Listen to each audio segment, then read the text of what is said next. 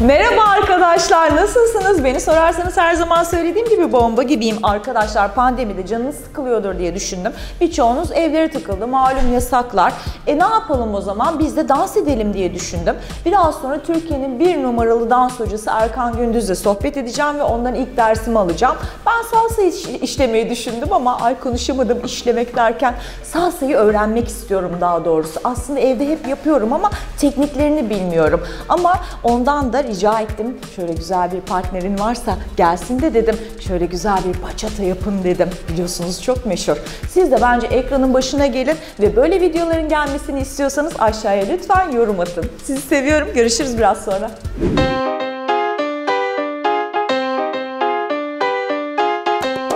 Ya no sabes lo que pasa. El primer verso, papi. Lo que manda aquí la clave. Este ritmo guaguancó. Esto es lo que existe. Y también está mi chamaco. Nadie nos resiste. ¿Quién nos resiste? Aquí estamos bravos. La chema tan brava. Esta vida es brava. Y yo también soy bravo. Por eso lo que repica son los cueros. Aquí lo que suena fuego. Mueve la abuela el pescadero. Hasta lo mueve el aduanero. Norte al sur, lo vemos viendo. La orilla del mar, nos ve sonriendo. Y yo sé lo que tenemos no es para juego. Y esto es divino.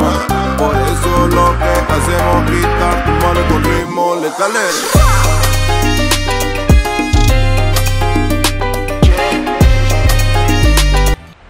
Evet arkadaşlar, bu yanımda görmüş olduğunuz yakışıklı, biraz önce size bahsettiğim sevgili Erkan Gündüz. Merhaba, nasılsın? Teşekkür ederim, hoş geldiniz. Siz nasılsınız? Hoş bulduk, iyiyiz valla. Seni gördük daha iyi olduk. Teşekkür ederim. Nasıl? Bu ara sakiniz değil mi pandemi süreci? Özel derse geçtin direkt. Evet, grup sınıflarını bıraktık, eşli dansları da bıraktık.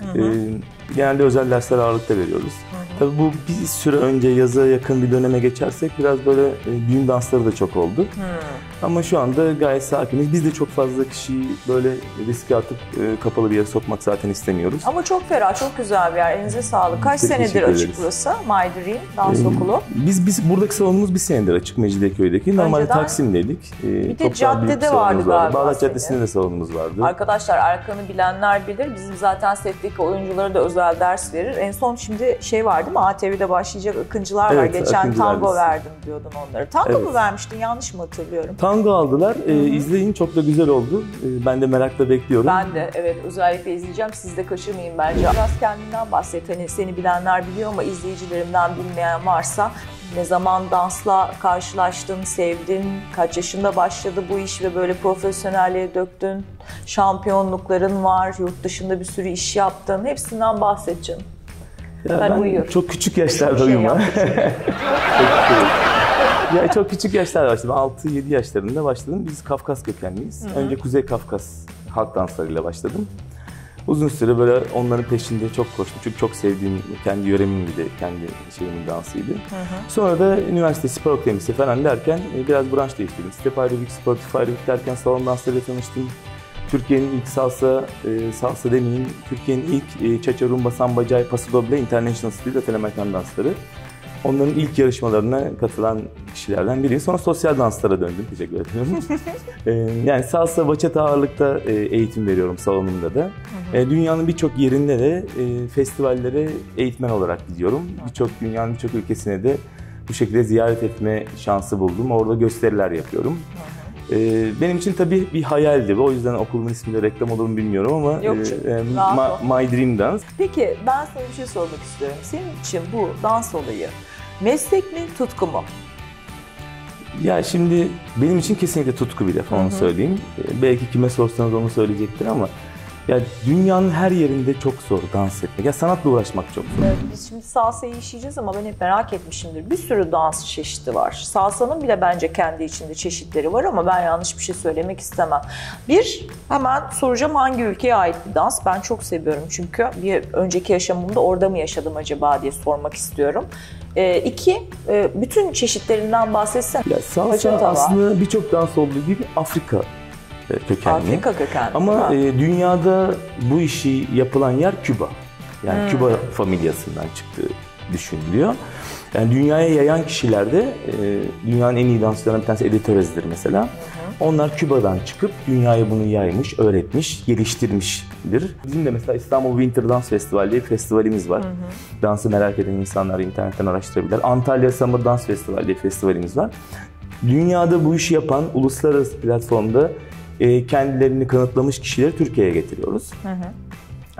Ve bunlara seminer verdiriyoruz, workshoplar veriyorlar, eğitimler veriyorlar ve buradaki insanlar da sadece Türkiye'deki değil, çok fazla komşu ülkeden insanlar katılıyor. Binlerce insanın katıldığı bir festival oluyor. Keşke olsa da gelsem İnşallah ya. sizi davet ediyoruz ekipte. Ekipçe bizi çağır, evet. Mutlu oluruz Şu birlikte olmaktan. Ve böyle büyük 5 yıldızlı otellerde yapılıyor.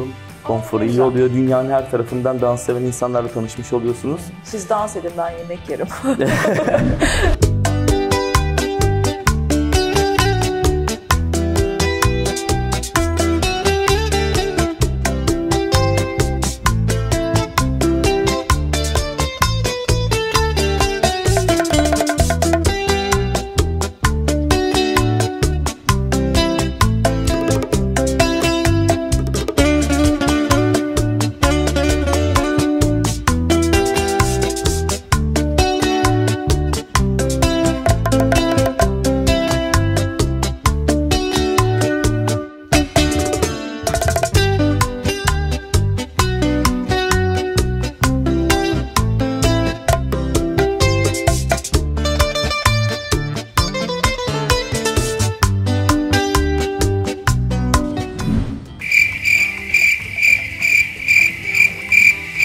Bu arada salsaya gelelim tekrardan. Ben şeyi merak ediyorum. Vücuda spor gibi katkısı var mı Erkan? Yani sıkılaşır mı insan?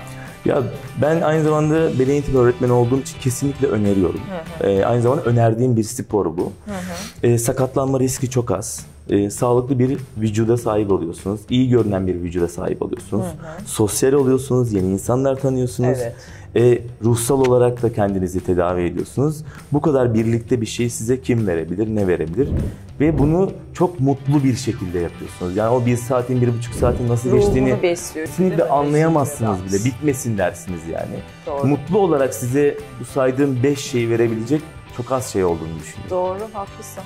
Hayatım, genç nesil eğer dansçı olmak istiyorsa, bunu meslek olarak yapmak istiyorsa, ben kimle röportaj yapsam soruyorum. Lütfen önerilerde bulun onlara. Yani kaç yaşında başlasınlar, nasıl spor mu yapsınlar, hangi okulları tercih etsinler, nasıl izlesinler o yolu profesyonel bir şekilde performans dansçısı olmak istiyorlarsa. Birkaç yolu var. Böyle bizim gibi dans okullarına gidebilirler. Konservatuvarlar var, oralara gidebilirler. Şimdi Türkiye'de hem Milli Eğitim Bakanlığı'na bağlı okullar hem de Gençlik Spor Müdürlüğü'ne bağlı okullar var. Farklı iki yol izleyebilirler yani. Milli Eğitim Bakanlığı'na bağlı olan kurslara gidip bir süreç sonunda başarılı olurlarsa sertifikalarını alabilirler. Aynen. O çok önemli zaten. Artı eğitim aldıkları okullardan sonra bizim gibi okullardan eğitim alıp Gençlik Spor Müdürlüğü'nün düzenlediği antrenörlük seminerleri oluyor. Senede birkaç defa oluyor. Hangi ilde düzenleniyorsa oraya gidip buradan antrenörlük belgelerini alabilirler. Çünkü aynı zamanda bu yaptığımız bir spor branşı olduğu için doğru, haklısın. Antrenörlerle yarışmalara katılınabiliyor. Arkadaşlar, beni izleyin birazcık. Sizi seviyoruz. Görüşürüz bir başka videoda. Şimdiden kapatayım da ben bunu. Sonra unuturum dans ederken. Çünkü ben de dansı seven bir insanım. Beceremesem de.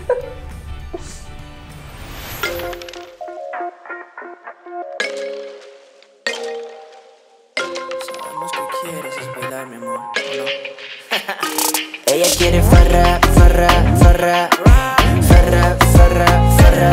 Ella quiere farra, farra, farra. Ella está soltera, no tiene alguien que la amarra. Farra, farra, farra, farra, farra, farra. Ella quiere farra, farra, farra. quiere farra. Llegó el mariachi con la guitarra, por lo que se narra. Su mejor amiga es la barra. Como Colgate me pone bien clean. Dame tu Facebook o dame tu pin. ¿Es el comienzo o será el fin? No me importa porque ya me dice quién. Siento que tú y yo sentimos lo mismo. Nos ha cuadrado como si fuera algoritmo. Te vuelves loca cuando escuchas mi ritmo. Ella se lo canta como si fuera un himno. Ella quiere farra, farra, farra. Farra, farra, farra. Ella quiere farra, farra, farra. Ella está soltera, no tiene alguien que la amarra. Farra, farra, farra. Farra, farra, farra. Ella quiere farra, farra, farra. Ella está soltera, no tiene alguien que la amarra. Como tú vives, te cuento que tú eres una por ahí de miles. Estás más buena que Paloma y no eres de Chile. Tú hablan de cross y yo en bici, soy Carlos Vives.